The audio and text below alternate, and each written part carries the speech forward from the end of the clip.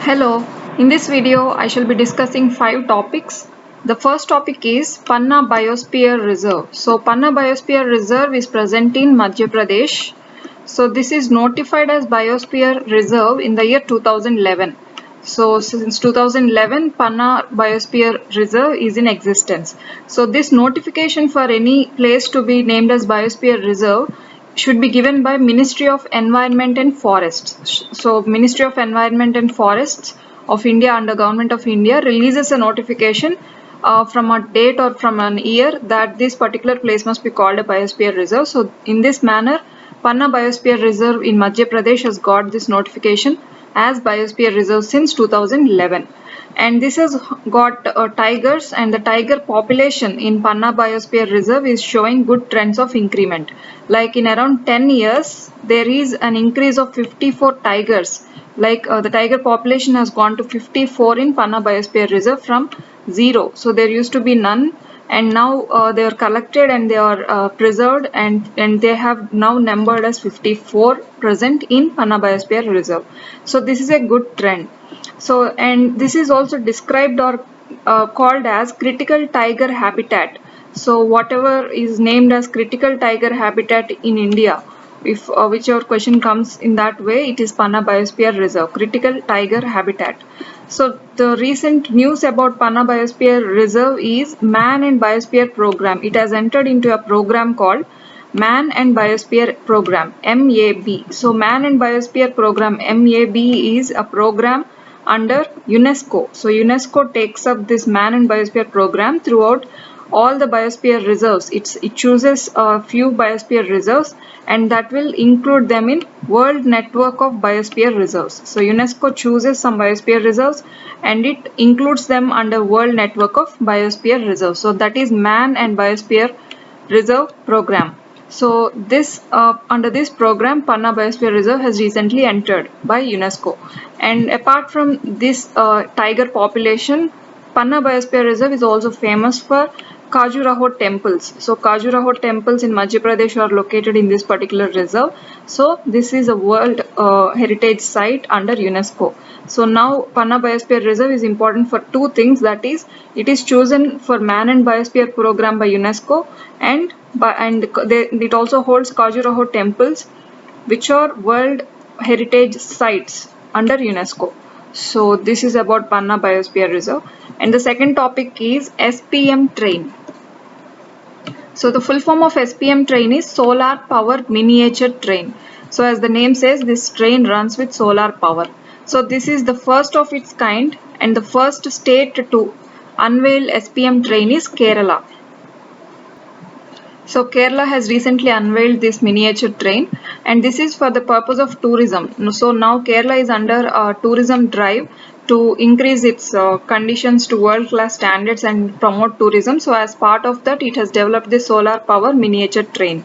So to speak about the train, it is totally run by solar power, and it is a miniature train with a length of 2.5 kilometers long, and this is built by 10 crore rupees, and this produces artificial steam. So the steam that comes out of this is artificial because this is powered by solar energy, and the extra energy that is produced, so the energy from solar power, solar input is giving more energy to the train than the train needs. So that extra energy that the train gets is now diverted to Kerala State Electricity Board, KSEB. So the extra energy is not wasted.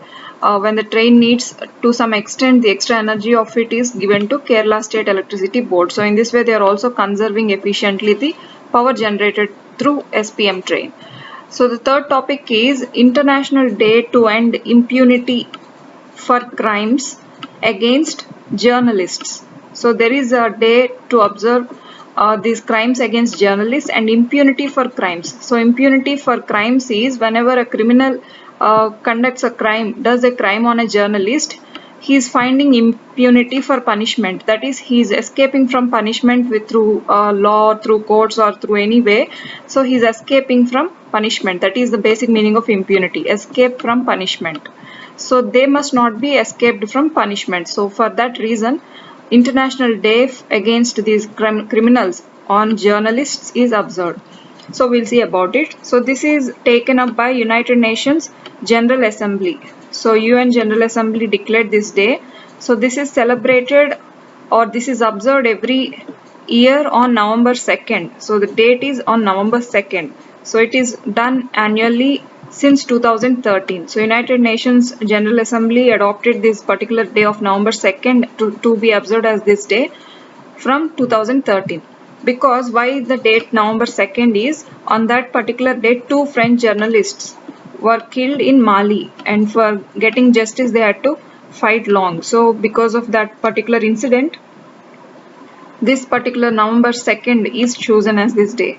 And the measures to counter the culture of impunity is the exact resolution of this day. So the resolution for this day is measures to counter culture of impunity. Culture of impunity is how to counter this escaping of punishment. So we must not allow these criminals to be escaped from punishment. So this culture of impunity must be fought against. And this resolution is taken in 68th session of General Assembly of United Nations. So International Day to End Impunity for Crimes Against Journalists came through 68th session of United Nations General Assembly. It is observed on November 2nd. So the fourth topic for today is hydrogen generation technology. So there is a particular technology being developed by two institutes that entered into Memorandum of Understanding recently. They are Indian Institute of Science and IOC, Indian Oil Corporation. So IISC is in Bangalore, and Indian Oil Corporation, R&D, Research and Development Department of Indian Oil Corporation. These two have entered into Memorandum of Understanding for development of hydrogen generation technology. So we'll see some quick facts about it.